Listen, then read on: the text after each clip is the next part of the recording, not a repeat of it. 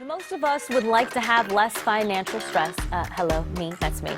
But would you believe it starts with your mindset? I think this is really interesting. So joining us now is financial professional Brad Allen from Drake & Associates with 4 ways to help us manifest our money in the new year. Brad, you got to break it down for me, because how do I manifest something when I've always been taught that, you've got to earn it, you got to work, you got to do all that kind of stuff. So help me.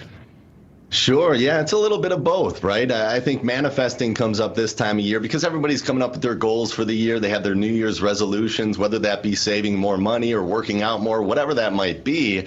And manifesting is really just bringing your dreams to life, right? It's coming up with those goals and how do you achieve those goals? You want to get clarity on what you want out of life and what does your ideal look like? And manifesting money is like manifesting love or success or anything else.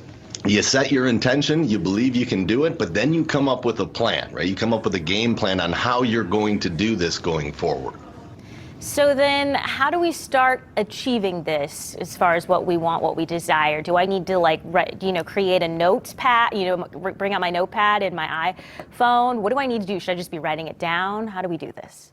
Yeah, that would help. Identifying a money mindset is the first one I have. And a mindset is establishing your attitudes, right? A mindset, there's recent studies that suggest that a positive mindset can lead to increased productivity. Your mindset can affect your health, both in a positive and negative way. And the nice thing is we can choose our mindset. We can be diligent about changing the mindset and holding yourself accountable. So setting that mindset is really setting and visualizing those goals ahead of time, and then working on ways on how am I going to do that going forward.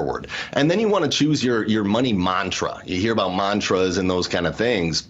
Mantra is really just maybe a single sentence or 2 sentences that just you keep repeating to yourself throughout the year. A lot of times folks will use that to stay working out throughout the year, those kind of things. But a mantra is just keeping it in the forefront of your mind. It's not magic, right? It's just if you have a mantra that you keep repeating to yourself throughout the year, you're keeping it in the forefront of your mind, and it's always top priority for you. And you're going to think about it. And they say the more you think about something, that's what you become, right? So as far as goals go with money, having a good money mantra is something that you can repeat throughout the year.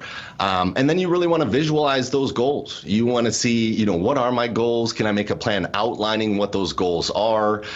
Maybe sit down with a financial advisor and come up with goals. But visualizing is, I work in retirement a lot, and visualizing for my clients is really just, what are your goals? What do you want to do? Do you want to travel more in retirement? Do you want to spend more time with the grandkids? Do you want to snowbird for the year, or whatever it might be? Whatever that goal is, that tells me what direction they need to go as far as ideas and how do I accomplish this.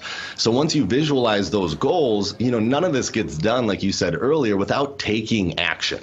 And taking action is coming up with the plan. So going back to my retirement, we come up with a plan on how much do you spend per month? Do you have debt that needs to be paid off? What income do you have coming in? Are you going to have to draw from your assets? What does healthcare look like? So when you're coming up with a plan, you want to think about all the possibilities with inflation or downturns in the market or what could happen in the future. Try to make a plan for that. When you have a plan, it just gives you a little bit more peace of mind that, yes, I can do this. I know what steps I need to take. And it's just manifesting it by coming up with a plan and really visualizing what it is going to take to get you to where you need to be. Brad, I hear all of this, but I also think of myself and my fellow millennials. I think a lot of times we're kind of just like, I have so much student loan debt. I'm living in an apartment, but I want a house. Want to start a family. So, what advice do you have for people who feel like they're consumed or overwhelmed? I think the biggest thing right now for me probably is student loan debt. It's like it's just always there. You want to pay every month, but it just seems like it's never going to go away. What advice do you have for somebody like me who's kind of dealing with something like that? Well, it is going to come to planning again, right? If you have student loan debt or credit card debt, or you want to save more for retirement or a house within the next 5 years, it's really, you're visualizing what you want to do, but coming up with a plan on how to do that. So with the debt, a good example would be to snowball that debt, figure out what debt you have that's the highest payment per month, and throw everything you can at it per month and make the minimum payments on any other debt that you might have. And that's going to help pay that down a little bit quicker, right? But But, when it comes to budgeting, you want to put your savings in your budget. Oftentimes you hear about budgets and those kind of things. What do I actually spend?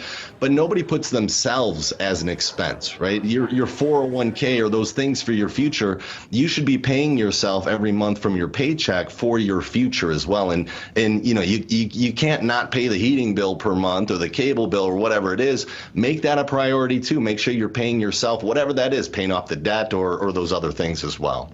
Good advice. I'll take the big one first and then work my way down. All right, Brad Allen from Drake & Associates, thank you so much for joining us. Always need you to help us with our financial advice. Hey, have a good one.